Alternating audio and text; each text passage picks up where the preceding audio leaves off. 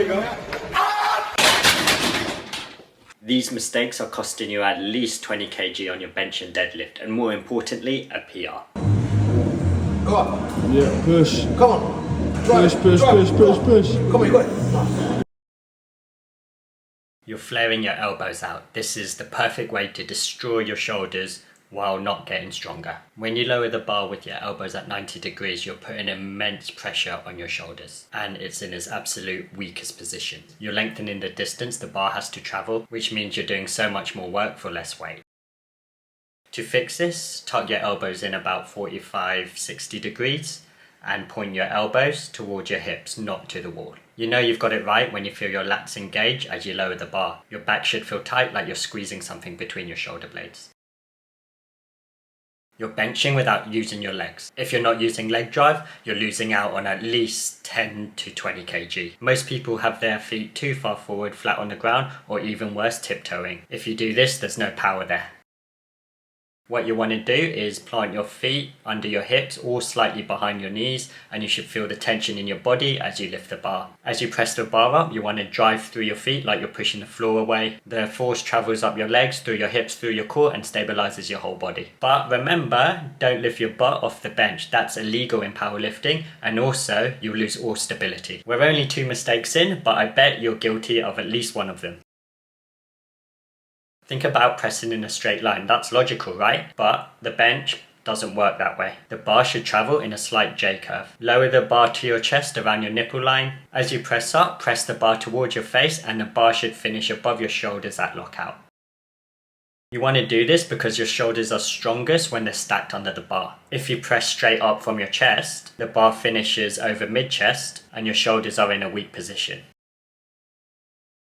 Grip width, wrist position, and grip intensity are so important. Get one of them wrong and you're capping your whole potential. With grip width, most people grip the bar too wide because they think it's hitting the chest more. But a wider grip puts you in a weaker bench position.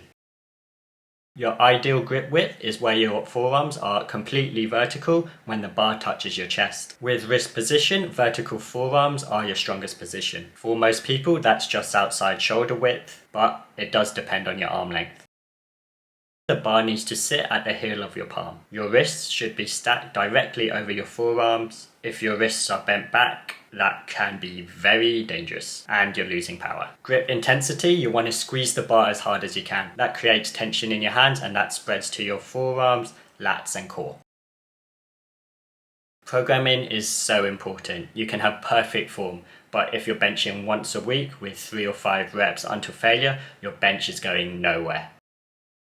You have to bench 2 or 3 times a week and don't go for a PR every time. Hit different rep ranges, different intensities, and give your body the opportunity to practice the lift without getting fatigued. And you also need to add accessories like close grip, incline, dips, and overhead press. Let's go. Let's go.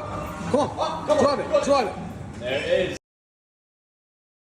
If your setup changes, your bar path changes. When your bar path changes, your leverage changes. That's why some days the weight feels easy and on other days it feels incredibly hard.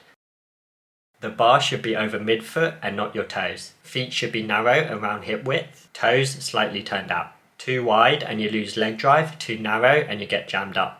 Hands should be outside your legs and grip the bar hard before you even start pulling. Push your hips back and feel the tension in your hamstrings. Your hips should be lower than your shoulders but not in a squat. Now everything is set and you feel like you're ready to lift. Big breath, brace your core, pull your lats down and hit that deadlift. Your hands can't handle what your legs and back can. If your brain doesn't trust your grip, you won't be able to fully concentrate on the deadlift. You'll pull slower off the floor, you'll hesitate, and you won't complete the set because the bar is peeling from your fingers. To increase your grip strength, do exercises like farmer's carry, static holds, and plate pinches at least 2 times a week after deadlifts. Your hips are lying to you. Too high and you're basically doing a stiff leg deadlift. Too low and you're turning the deadlift into an awkward squat with a bar in your hands. Both of these steal power from the floor. Think legs press the floor away for your first inch. Chest and hips have to rise together. If your hips rise first, it's just a stiff leg deadlift. The bar has to stay close to your shins and thighs the whole way. Training every week like you're testing your 1 rep max. When I started training, I used to lift way more than I should. I put on 5 or even 10 more kg and convinced myself I was pushing hard, but in reality I was just destroying my body. This led to really bad technique and my numbers stalling.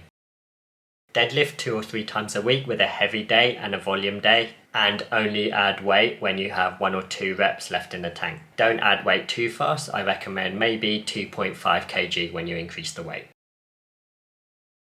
Thinking you can just brute force your way to a big deadlift while not eating and sleeping. Your nervous system is what's lifting the bar, not motivation. Heavy deadlifts are one of the most taxing things you can do in the gym. If you don't recover, you won't get that deadlift. So to make sure you hit those big lifts, you want to sleep for at least 7 or 8 hours every day, eat in a calorie surplus, and deload maybe once every 6 weeks so you give your body that recovery time. Let's do it, man. You got it. Let's go, Kev. Got it, man.